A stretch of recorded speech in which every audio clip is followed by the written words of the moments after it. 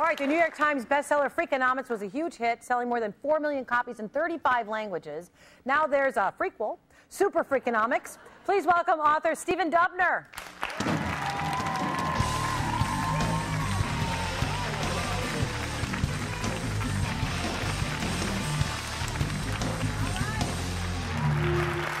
They seem nice. I always have nice audiences because they're people at the top of their intelligence. Yeah, I live in New York. I'm not used to it. Can you explain, much better than I can, what Freakonomics is? Well, economics asks questions, as we know, like, where's the stock market headed? And Freakonomics asks questions like, why do drug dealers live with their moms? Or...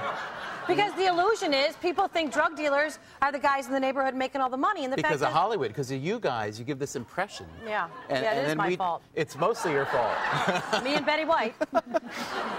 Between the two of you, I hear the UN is looking for you guys, yes. And we just basically try to use the tools of economics, which are usually applied to important things, and we apply it to trivial, interesting things. Well, it is so fascinating because you see the book and you think, oh, maybe this is too much for me. And I read both books. It is so fascinating. How did you decide what to go with, like when you're doing the study of hand washing? Honestly, like, what made you think to follow that and how it affects the economy? A lot of it just comes from observing the world and being interested in what you're interested in. So, for instance, I like to do this. Like, can I ask your audience a question? So, yes.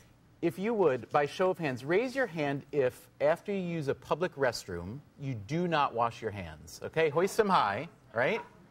All right, so there you go. Maybe one guy. Is he staff? Is he staff? He's our chef. Oh, he's the chef. No, he's our audience warm-up and part of our cast. I'm sure they're a pretty honest group of people and look fairly hygienic, but I know that a whole bunch of them are lying. And I know, especially the men, and I know they're lying because, like, I do research. I go to airport restrooms and I keep track of people not in Minneapolis or anything like that. No, but you do. You watch the traffic and you say two guys out of the 10. And it turns out that about 7 out of 10 people actually wash their hands after using bathroom. But if you ask, people say 100% do. So where this becomes a problem is, let's say, in a hospital. So I know you've used to be a nurse. Mm-hmm. Nurses are the ones who try to keep the doctors online, but often fail. Doctors are among the worst people in the hospital at washing their hands, and it's got real consequences there because, you know, bacterial infection is a serious thing. Well, that's the big thing that affects the economy is that people go into the hospital and they actually get sicker sometimes because of the environment. 100,000 people die in U.S. hospitals every year from something other than the reason they came into the hospital to not die. Okay, so as a business model, that's bad business model. And we try to figure out ways to stop it, to help. One hospital here in L.A., Cedars-Sinai, they tried everything. They tried strongly worded memos. They tried giving their doctors Starbucks cards to reward them. They tried giving them little Purell bottles. And finally, the thing that worked there, interestingly, was they took a handprint of a palm that was teeming with bacteria, and they made it the screensaver on every computer in the hospital. Right, they like pressed it into a petri dish and let it grow, and then they showed the image. Exactly. But I'll tell you, the best thing that people can do is if, God forbid, you're in a hospital or a loved one, when the doc comes in or anybody comes in, they don't wash, just say to him or her, you know, if you don't mind, I would rather not die today, and so would you please wash your hands? That's right, and I love that you say this because it's so important not to be intimidated by what we deem an authority figure. They're there to help you, but you have every right to say, I would feel so much better if you washed your hands first.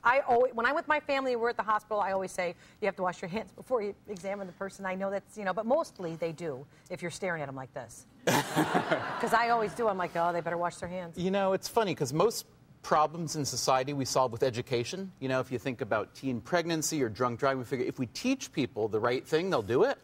But doctors are the most educated people in the hospital, and yet they fail the worst. So it's an interesting problem. They're also busy. They're also interacting with patients. But there's also a kind of power ego thing, as you said, where they think they couldn't possibly be the ones that carry the germs that are going to kill people. Right. There's a little ego involved in it. Sometimes makes us not as smart as we think we are. What about the emergency room stuff that you write about, which, of course, I found fascinating as well? All the medical stuff I was really into. But it affects all of us. Like, people go into the ER and they think, am I going to get this doctor or that doctor? And you even studied the difference between men and women. Yeah, so this was really interesting. In SuperFreakonomics, we write about this study that we did in an ER in Washington, D.C. Yeah. And it turns out that most people who go to the ER think they're dying, and they almost never are dying. Okay, so the good news is a lot of times when we think we're dying, we're just not. And if you look at the actual death rate of people who go to the ER, it's extraordinarily low. So then what we did is we said, okay, so good news is not that many people are dying, but let's look at the difference in doctors and see which of those are better at keeping people alive. And it turns out, weirdly enough, there's not really that much difference between doctors. In other words, because they're not dying in the first place, there's not that much the doctors can do. What a good doctor can do is spend a lot less money. In other words, they order fewer tests because they figure things out, or they send fewer people for admissions. But the one thing we learned is that female doctors in the ER were better than male doctors in the ER. So if... Wow. Yeah. So if you end up there and they give you the choice, which they never do you want, you know, Dr. Boy or Dr. Girl? Pick Dr. Girl. But can you say, I would prefer, I mean, you can. I mean, I think you can try. Nothing to stop you from trying, yeah. Right, you're paying them. I mean, what are they going to do, kill you? Yeah. When we come back, Stephen's going to answer more freaky questions. Don't go away. Oh, my God.